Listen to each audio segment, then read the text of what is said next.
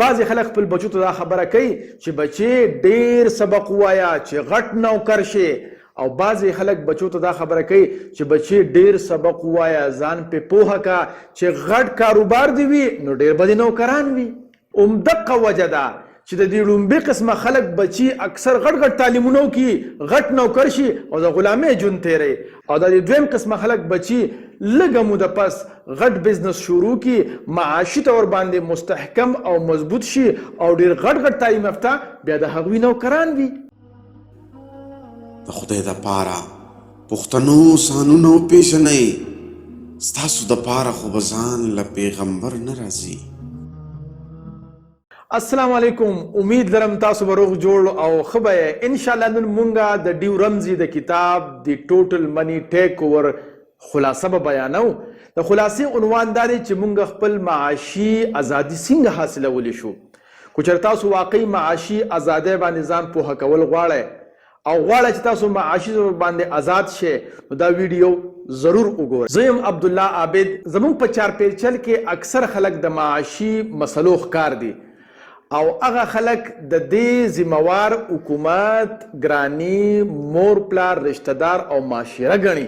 خو زما دا خیال دی چې لږ غوندې قصور به د حکومت، د ګرانۍ، د مور پلار، رشتہ دارو او د معاشرې هم وي، خو ګورې زیات قصور زمونږ خپله دی. تاسو ما سره په دې خبره کې اختلاف هم کولی شئ، خو ولې زما دا تجربه ده چې په غونډه نړۍ کې څونه هم چې معاشي طور باندې مستحکم او مضبوط خلک دي، په هغې کې یو خصوصیت به مشترک وي او هغه دا چې هغه به فاینانشلی لیټریټ وي، یعنې په اقتصادي اصولو باندې به پوهه وي. اوس فاینانشل لیټریسي څه ته وایي؟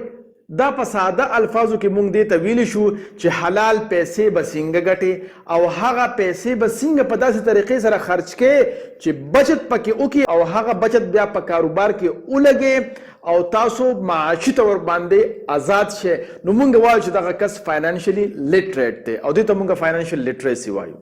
او همدقه وجه ده چې اکثر تعلیم یافته نوکرپېشه خلک د معاشي مسلو ښکار دي، ولې چې هغوی خو د پیسو ګټلو چل زده کړي وي خو په صحیح توګه سره دغه پیسې خرچ کول، په هغې کې بچت کول او په کاروبار کې لګول دا کار د هغې نه وي زده، نو ځکه د معاشي مسلو ښکار وي.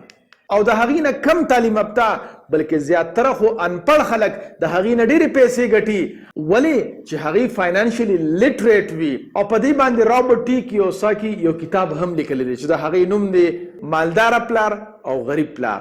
د دغه کتاب مختصر خلاصه دا ده چې بعضې خلک خپل بچو ته دا خبره کوي چې بچې ډېر سبق ووایه چې غټ نوکر شي، او بعضې خلک بچو ته دا خبره کوي چې بچې ډېر سبق ووایه ځان پې پوهه کا چې غټ کاروبار دې وي نو ډېر به دې نوکران وي. همدقه وجه ده چې د دې لومبې قسمه خلک بچي اکثر غټ غټ تعلیمونه وکړي، غټ نوکر شي او د غلامۍ ژوند تېری، او د دې دویم قسمه خلک بچي لږه موده پس غټ بزنس شروع کړي، معاشي طور باندې مستحکم او مضبوط شي او ډېر غټ غټ تعلیم یافته بیا د هغوی نوکران وي. که چېرې تاسو هم معاشي ازادي غواړئ نو زمونږ د دې کتاب خلاصه ضرور وګورئ. دې نه علاوه مونږ د هر هفتې په ورځ باندې 6 بجې د خپل پښتو په یوټیوب چینل او د فیسبوک په پاڼه باندې یو د کتاب خلاصه مونږ شیر کوو. دا ځکه چې هغه خلک چې کتاب لوستل غواړي خو هغې سره وخت نه وي، یا هغه خلک چې په انګریزۍ او په اردو باندې نه پوهیږي، نو مونږ دا ګڼو چې مونږ به دغه کتابونو خلاصه د ویډیو په شکل کې تاسو سره شریک کوو او تاسو یې هر هغه چا سره شریک کړئ چاته چې د کتاب د لوستلو ضرورت وي. ستاسو د کتلو یو جهان مننه.